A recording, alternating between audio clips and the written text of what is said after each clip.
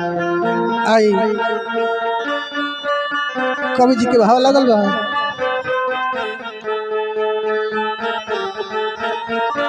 कि भजन कीर्तन कुछ कहबे ना कैल ना कहीं तीर्थ स्थान पर जाके नहैल ना बाबूजी के सेवा कैल ना माई के सेवा कैल ना केहू के दुख सुख में गइल तले डॉक्टर साहब दूसरे लोग बता देते रहे कि तारा शुगर हो गइल बा चीनी वाला चाय पियही के नहीं खे आलू खाही के नहीं खे कुल चीज भरल बा। कवि जी के भाव कैसे लागल खैला ना धन काहे के कमैला काहे के कमैला धन काहे के कमैला धन काहे के कमैला खैला ना धन काहे के कमैला खैला ना धन काहे के कमैला खैला ना धन काहे के कमैला काहे के कमैला धन काहे के कमैला धन काहे के कमैला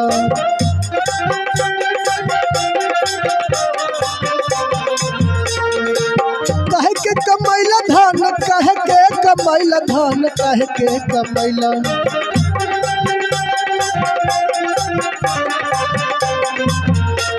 खैला ना धन काहे के कमैला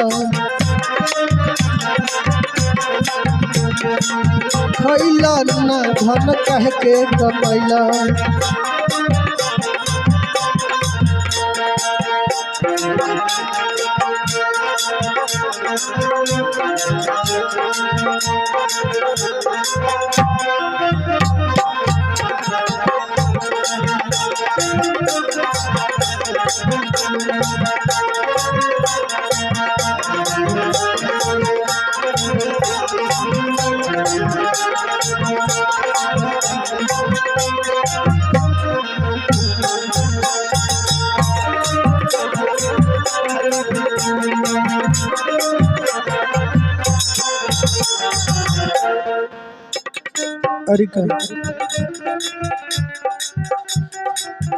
माई बाबू के सेवा न कैला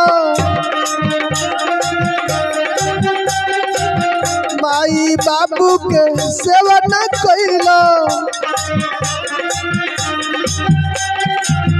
माई बाबू के सेवा न कैला माई बाबू के सेवा न कैला गंगा तीरथ नहैला ना धन काहे के कमैला खैला ना धन काहे के कमैला खैला ना धन काहे के कमैला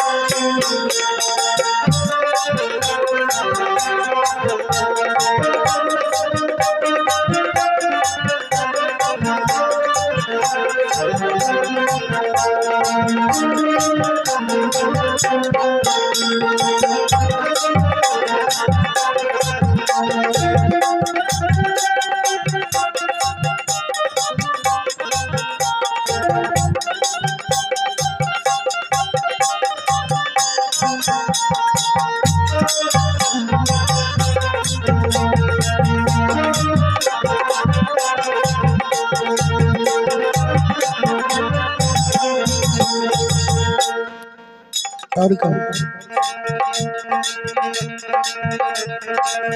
दान पुण्य कबहू न कैला दान पुण्य कबहू न कैला दान पुण्य कबहू न कैला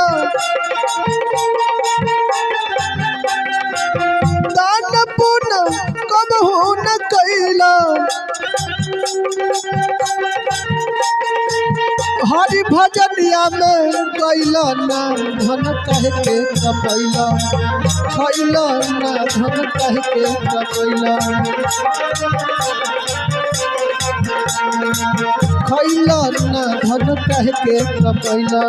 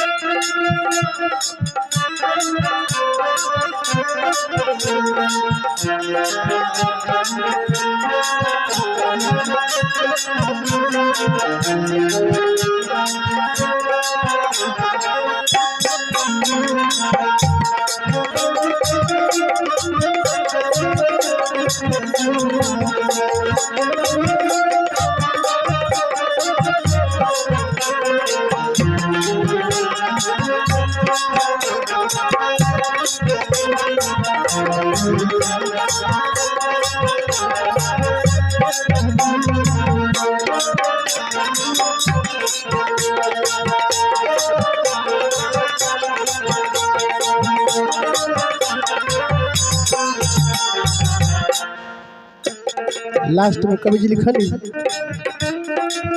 साधु संत के सेवन कैला साधु संत के सेवन कैला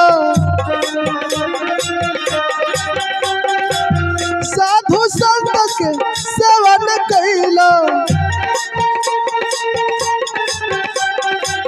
हरि शरणिया में कैला ना धन कह के कमैला खैला ना धन कह के कमैला खैला ना धन कह के कमैला खैला ना धन कह के कमैला खैला ना धन कह के कमैला खैला ना धन कह के कमैला खैला ना धन कह के कमैला खैला ना धन कह के कमैला